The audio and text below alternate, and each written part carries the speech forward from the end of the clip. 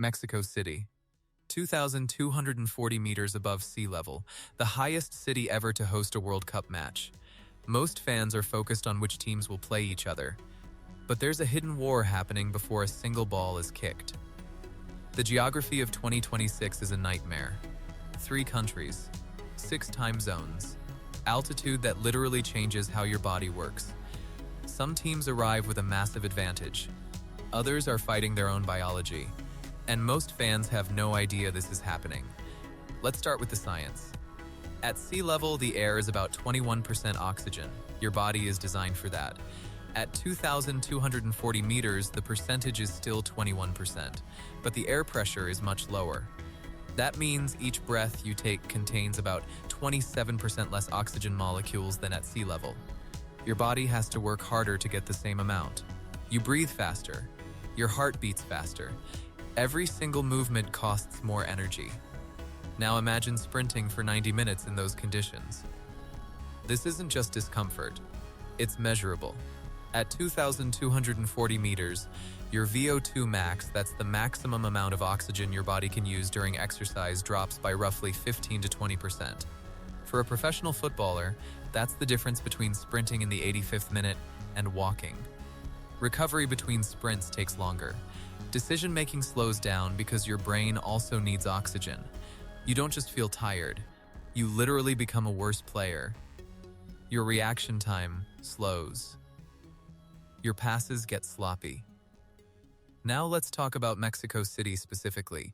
The Estadio Azteca sits at 2,240 meters. But it's not just the altitude. Mexico City also has severe air pollution thanks to being in a valley surrounded by mountains. The smog traps particulate matter that makes breathing even harder. Add in the heat, summer temperatures can hit 30 degrees Celsius. So you're dealing with thin air, toxic air, and hot air all at once. Players have reported feeling lightheaded just walking onto the pitch. For 90 minutes, their bodies are in survival mode. So what can teams actually do? The standard approach is altitude training camps. Teams arrive 2 to 3 weeks early and train at similar altitudes to force their bodies to adapt. Your body responds by producing more red blood cells to carry oxygen more efficiently. But here's the catch: full acclimatization takes about 2 weeks, and most teams don't have that time. The 2026 schedule is so compressed that many teams arrive just days before their first match. They are literally playing before their bodies have adapted. Mexico City isn't the only problem. Guadalajara sits at 1,566 meters, Monterrey at 540 meters. These are still significant altitudes. For comparison, Denver, the highest US city in 2026, is at 1,609 meters. So 3 Mexican venues sit above 500 meters. Every match in Mexico becomes an altitude battle. Teams playing multiple games across these cities never fully adapt because they're constantly moving between different altitudes.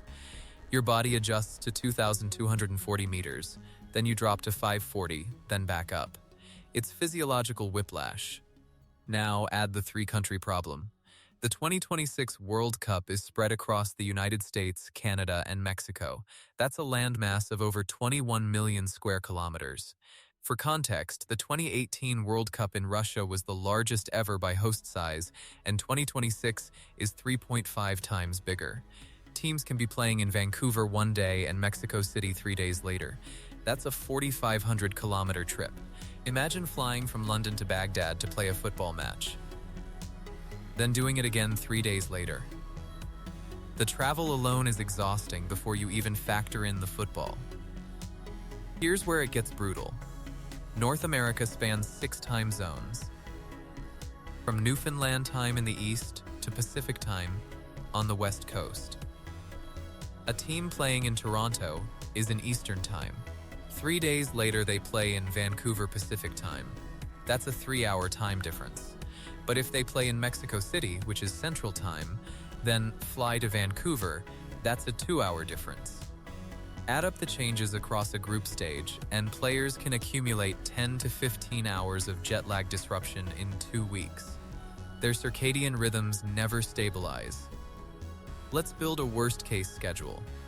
Group stage match in Vancouver on a Monday. Next match in Mexico City on Thursday.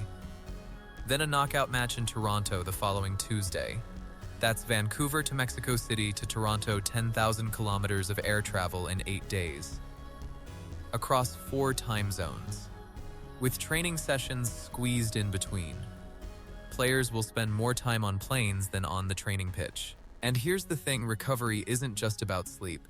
It's about how your muscles repair after a match. Flying for 5 hours after a game reduces recovery quality significantly. Now for the unfair part. Some teams have a massive built-in advantage. South American teams, especially those from the Andes region like Colombia, Ecuador, Bolivia, and Peru, train and play at high altitude regularly. Their bodies are already adapted. CONCACAF teams like the US and Mexico play across this geography all the time. They know the time zones, they know the travel, they know the conditions. Mexico specifically has trained at Azteca for decades. They know exactly how the ball moves in thin air. Every bounces differently at altitude. The ball flies further and swerves less. On the other side, some teams are walking into a nightmare. European teams like England, Germany, Spain, and France play almost all their football near sea level. Their bodies have zero altitude adaptation. They also face the worst jet lag. Flying from European time zones to North America means a 5 to 9 hour time difference. African teams face similar issues. Most African nations play near sea level with similar time zones to Europe. And here's the killer, they arrive just days before their first match. No time to adapt. Their first 60 minutes will be their best. After that, the altitude hits. This isn't theory. We have evidence. In the 2010 World Cup, several matches were played at altitude in South Africa.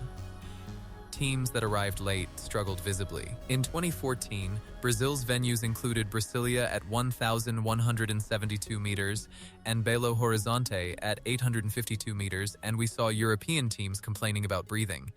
In 2018, Russia had no altitude issues, all venues near sea level. But in 2022, Qatar was at sea level too. So an entire generation of players has never dealt with altitude in a World Cup. The 2010 data shows that teams adapted to altitude outperformed unadapted teams by a significant margin in the second half. Now, add extreme heat. Several US venues are in the South: Dallas, Houston, Miami, Atlanta. These cities experience summer temperatures that regularly exceed 35 degrees Celsius. With humidity, the heat index can hit 40 degrees. FIFA allows cooling breaks when the temperature exceeds 32 degrees. But those breaks don't recover the energy you've already lost. Playing in extreme heat causes dehydration, muscle cramping, and reduced cognitive function. And if you've just traveled from a cold Canadian venue, the temperature shock alone can affect performance. Then there's the opposite extreme. Canadian venues in June can be surprisingly cold. Vancouver averages 15 to 20 degrees in June, pleasant. But Toronto can drop to 10 degrees at night. And if you're playing in an open stadium with wind chill, it feels even colder. Cold muscles are more prone to injury. Sprint performance drops in cold conditions. Players from warm climate nations, Brazil, Argentina, African teams will struggle to perform in 10-degree weather. The ball itself behaves differently in cold conditions. It becomes harder and moves faster off the surface. Here's another hidden problem. Not all 2026 venues are created equal. Some are domed: Atlanta's Mercedes-Benz Stadium, Houston's NERG Stadium, Dallas's AT&T Stadium. Climate controlled. Perfect conditions every time. Others are open-air: Mexico City's Azteca, Vancouver's BC Place Retreat, Toronto's Mo Field. Teams playing in domed stadiums get consistent conditions. Teams in open-air venues get whatever weather shows up. The randomness means a team that practiced for heat might face rain. A team prepared for cold might get sun. It's one more variable that teams can't fully control. Put this all together and you start to see the nightmare. Every team needs a base camp. But where do you put it? If your group stage is in Mexico and Canada, you can't have one base. You need two. Or you fly between every match. Your training facilities need to match the altitude of your next match. Your sleep schedule needs to match the local time zone. Your diet needs to account for the climate. The teams that succeed in 2026 won't just be the best football teams. They'll be the teams with the best logistics, the best sports science, the best planning. The smartest teams are already preparing.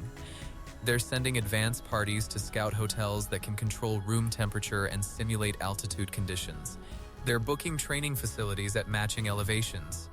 They're planning staggered arrival schedules so players arrive early enough to adapt. Some teams are even considering altitude-tense special sleeping chambers that simulate high altitude to trigger red blood cell production. The teams that treat 2026 as a logistics and science challenge first, and a football challenge second, will have the biggest advantage. This World Cup will be won in the planning room, not just on the pitch. So here's the question nobody's asking. Will the 2026 World Cup be decided by who plays the best football, or by who drew the best geographical cards? A team from the Andes starts with a massive advantage. A European powerhouse starts several steps behind before a ball is kicked. Mexico City at 2,240 meters, 6 time zones, 3 countries of chaos, extreme heat and bitter cold in the same tournament. This isn't just a World Cup. It's an endurance test disguised as a football tournament. The teams that figure out the geography first will have the biggest head start. The question is, which team will that be? And will we even recognize the winner as the best team, or just the best adapted one?